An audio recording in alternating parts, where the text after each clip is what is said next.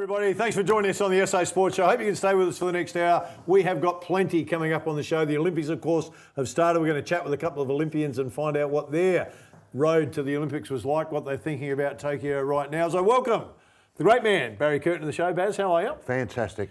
Mate, we have got the Olympics coming up, so I want to ask you a couple of questions about Tokyo, mate. What's your expectation for Tokyo? Now, I'll just give you a little rundown on gold medals, previous Olympics, so I'm not throwing you too far off the chair. So 2016, of course, the last Olympic Games in Rio, 8 gold, 11 silver, 10 bronze.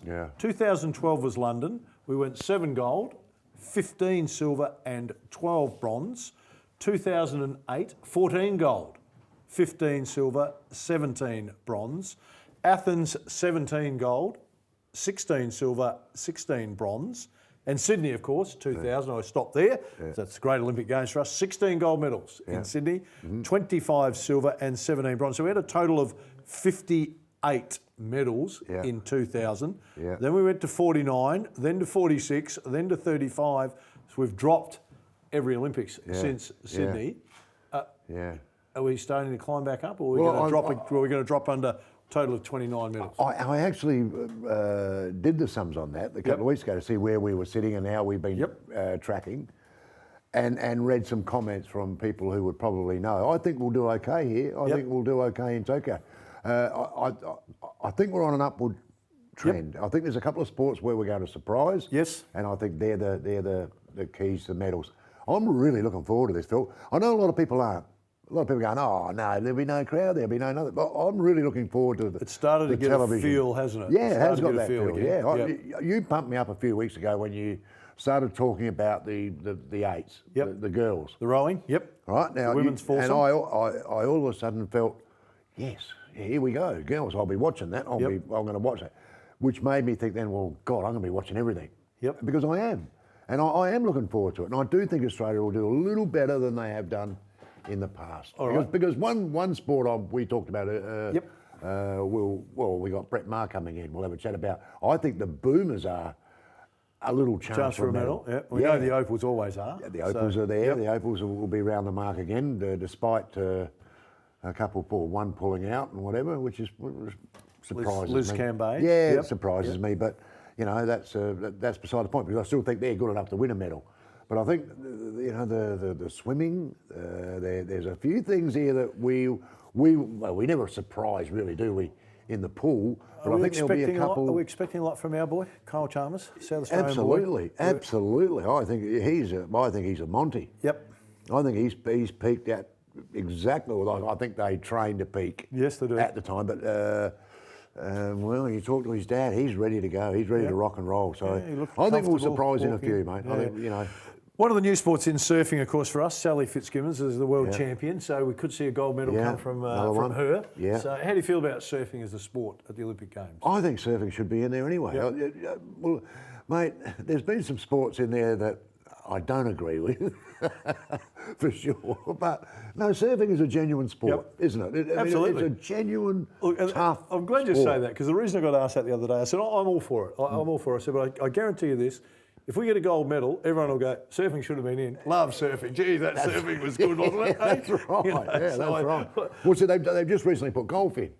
Well, golf is a world-class sport. I mean, it should have been in there years ago. But I did read with interest where they're talking about AFL skills being part of the. Now, how could that work? You'd have to get it. So the first chance you'll get to see that, I reckon, will be a demonstration sport at the Olympic Games. If Brisbane get it, and then you get the intro, and then that might get them in. I can't see. It's not a world sport. Of course, it's not a world sport. So netball would get ahead of that. And the reason they don't get it is not enough countries playing that particular sport. That's right. So the home country gets a chance to introduce a couple of sports. So that would be our chance to introduce the AFL into it. There'll be a canoeist that'll do well for us, female canoeists that'll do well for us. There's a couple, the lower profile sports where all of a sudden we're thinking, we're going to have a chat with the South Australian Athletic Develop Officer. He'll be in a little bit later in the show. There's a couple of South Aussies in there, but there's a couple of athletes that are just running some unbelievable times. There's a high jumper, female high jumper, who's jumping really well. I'm not mentioning any names, not putting any pressure on any athletes, but don't be surprised if we do pretty well. Well, I'm looking forward to it, mate. I hope we can stop the decline at 29 and suddenly shop ourselves back up into the 40, mate. I think we will. I think we will, because I think there's a couple, as I said, there's a couple of sports in there where we're going to surprise. Oh, there's a female tennis player that might do okay too. I don't want to put any pressure on her either. So, That's right. That's right.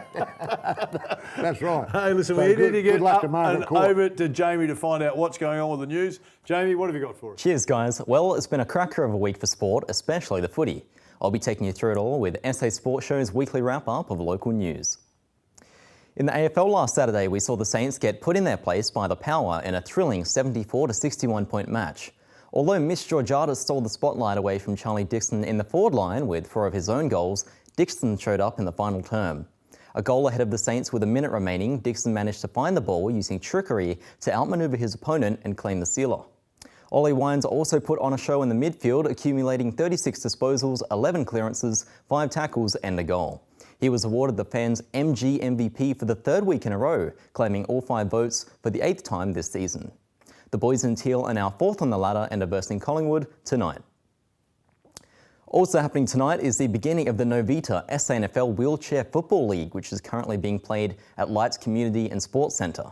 The league is the first of its kind in South Australia, with clubs like Woodville West Torrens, Norwood, Sturt and Central District getting involved. Each team consists of 7 to 8 players of mixed genders, with a handball being the equivalent of a kick and an underarm throw counting as a handball. Anyone is welcome to join in, as the league includes a player base of people with and without a disability. The new league will enable local players to compete regularly and will also build on the success of SA's 4 championships at the Wheelchair Aussie Rules National Carnival. In other news, Adelaide has become a hub for the remainder of the Super Netball League, with only a few rounds left of the season. Interstate teams are relocating due to COVID-19 border restrictions. The Melbourne Vixens, New South Wales Swifts, Sydney Giants and Collingwood Magpies all arrived in Adelaide last Thursday. The league is working with the SA government to also allow the Firebirds and Lightning to enter our state to compete under strict conditions. There has also been talk of condensing all the remaining matches of the season into 2 weeks. In round 11 of men's Division 1 lacrosse, Burnside faced off against the Eagles and Woodville versus Brighton. Burnside did end up losing, finishing off the game with 5 points to the Eagles' 11.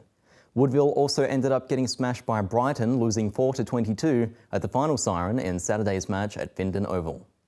Brighton are currently holding on to second on the ladder with 36 points, closely chasing Glenelg, who are sitting on 44. In round 15 of the SANFL, we saw Woodville West Torrens almost double the points of Norwood in a 45 to 81 point clash. Nothing could stop the Eagles from celebrating the 200th game of their captain, Luke Thompson, who was chaired off the field after the match. North Adelaide also ended up dominating Adelaide in a 95 to 41 point victory, claiming their 4th consecutive win for the season.